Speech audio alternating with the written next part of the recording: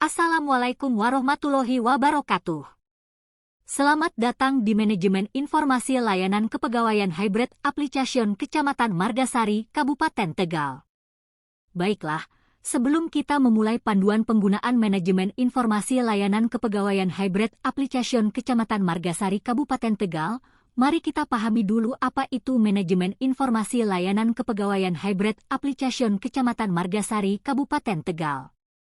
Manajemen Informasi Layanan Kepegawaian Hybrid Application Kecamatan Margasari, Kabupaten Tegal adalah sebuah aplikasi hibrid yang dibuat untuk memudahkan pegawai dalam layanan kepegawaian dan menghadirkan kemudahan akses bagi ASN, mempercepat pelayanan, menyediakan data yang valid untuk mendukung manajemen ASN, sekaligus mendorong terwujudnya ASN yang berorientasi pelayanan sesuai dengan visi Smart ASN 2024. Untuk menggunakan aplikasi ini, pegawai tinggal mengetikkan URL https://bit.ly/milha-kepegawaian atau scan kode QR yang disediakan. Dalam aplikasi ini terdapat macam-macam menu yang disediakan. Yang pertama adalah menu data pegawai. Menu ini digunakan untuk melihat biodata pegawai Kecamatan Margasari, Kabupaten Tegal. Pegawai cukup mengklik menu data pegawai, lalu akan ditampilkan sebuah formulir yang di dalamnya harus memasukkan nik pegawai, lalu klik tombol kirim.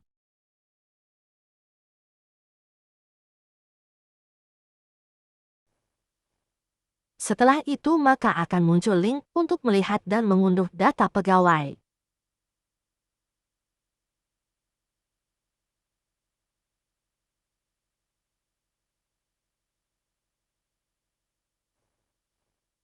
Menu yang kedua adalah data riwayat kepegawaian. Menu ini digunakan oleh pegawai untuk melihat data riwayat kepegawaian. Pegawai cukup mengklik menu data riwayat kepegawaian, lalu akan ditampilkan sebuah formulir yang di dalamnya tinggal memilih nama pegawai yang sudah ada. Lalu klik tombol berikutnya, lalu klik tulisan download untuk melihat dan mengunduhnya.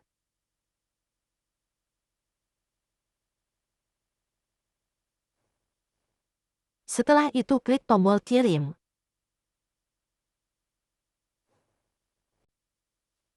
Menu yang ketiga adalah surat perintah tugas.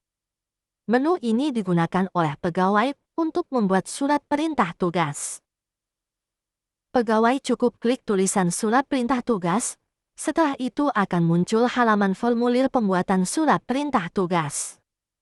Yang harus diisi dalam formulir ini adalah pertama dengan memilih nama pegawai. Yang selanjutnya pilihan nama kedua dan nama ketiga digunakan ketika surat perintah tugas ini digunakan lebih dari satu orang. Selanjutnya pengguna mengisi formulir perintah tugas untuk, di sini pengguna mengetikkan kegiatan yang akan ditugaskan. Selanjutnya formulir dasar perintah tugas diisi dengan dasar pegawai melakukan tugas.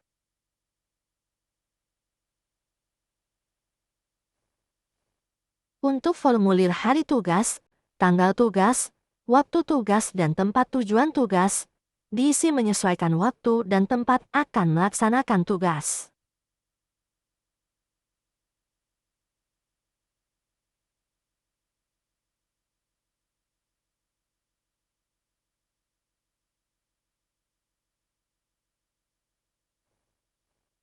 Setelah semua terisi, pengguna tinggal klik tombol kirim. Setelah itu maka akan muncul link untuk melihat dan mengunduh surat perintah tugas yang sudah dibuat.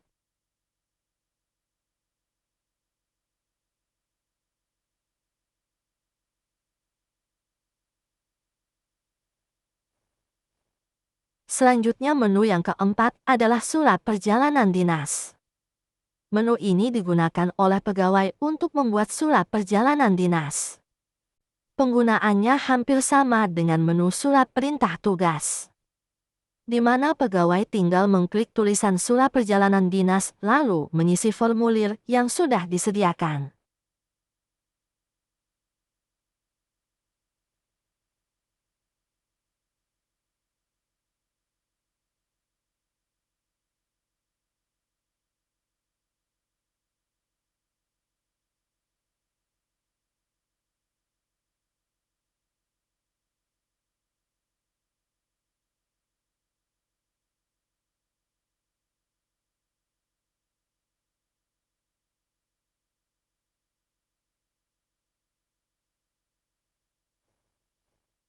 Setelah formulir sudah terisi semua, klik tombol kirim.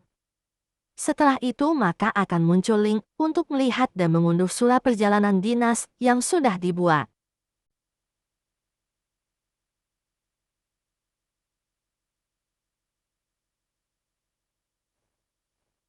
Menu yang kelima adalah formulir KP4.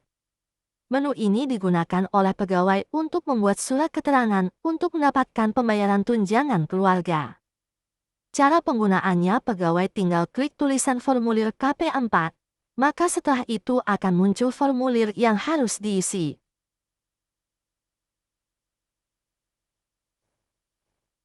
Dalam formulir ini terdapat 8 pertanyaan yang harus terisi.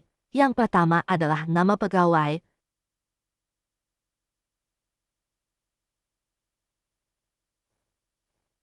yang kedua nama anggota keluarga yang akan diajukan, yang selanjutnya adalah tempat lahir dan tanggal lahir anggota keluarga yang diajukan,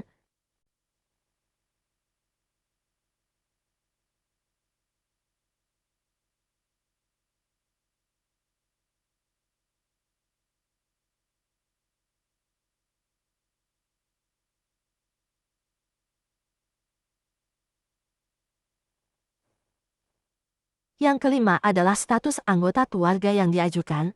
Di formulir ini pegawai tinggal memilih status kawin atau belum kawin. Yang keenam, pekerjaan anggota keluarga yang diajukan.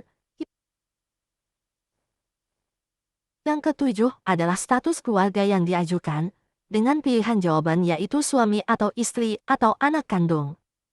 Dan yang terakhir adalah status tunjangan anggota keluarga yang diajukan, dengan pilihan jawaban dapat atau tidak dapat. Setelah itu klik tombol berikutnya. Dalam formulir berikutnya, diisi ketika pegawai mengajukan anggota keluarga lebih dari satu, dan pengisiannya pun sama dengan formulir yang sebelumnya. Kalau pengguna hanya akan mengajukan satu anggota keluarga, maka pengguna bisa langsung klik tombol berikutnya. Setelah pengisian formulir dianggap cukup oleh pegawai, maka pegawai bisa langsung klik tombol kirim. Setelah itu maka akan muncul link untuk melihat dan mengunduh formulir KP4 yang sudah dibuat.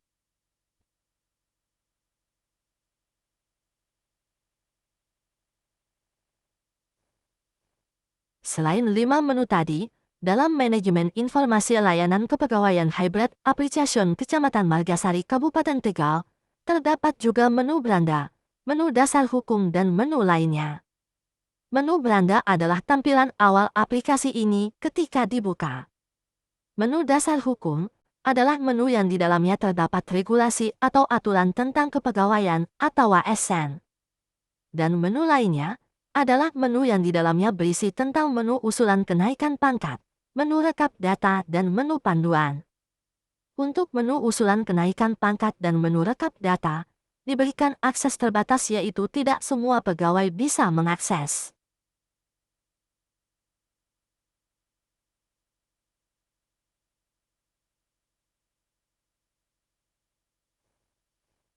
Baik, itulah tadi panduan penggunaan manajemen informasi layanan kepegawaian hybrid application Kecamatan Margasari, Kabupaten Tegal. Untuk informasi lebih lanjut, silakan bisa menghubungi Ibu Milkatun Naili, Subbagian Umum dan Kepegawaian Kecamatan Margasari, Kabupaten Tegal. Terima kasih. Wassalamualaikum warahmatullahi wabarakatuh. Aplikasi ini disusun sebagai tugas pelatihan dasar CPNS Golongan 2 Angkatan 49 tahun 2025 dan sebagai bentuk implementasi visi Smart ASN 2024, yaitu terbentuknya ASN yang profesional, berintegritas, melek teknologi, berwawasan global, serta memiliki jiwa melayani dan jaringan luas untuk menghasilkan birokrasi yang lebih efektif, efisien, dan adaptif dalam memberikan pelayanan publik berkualitas tinggi.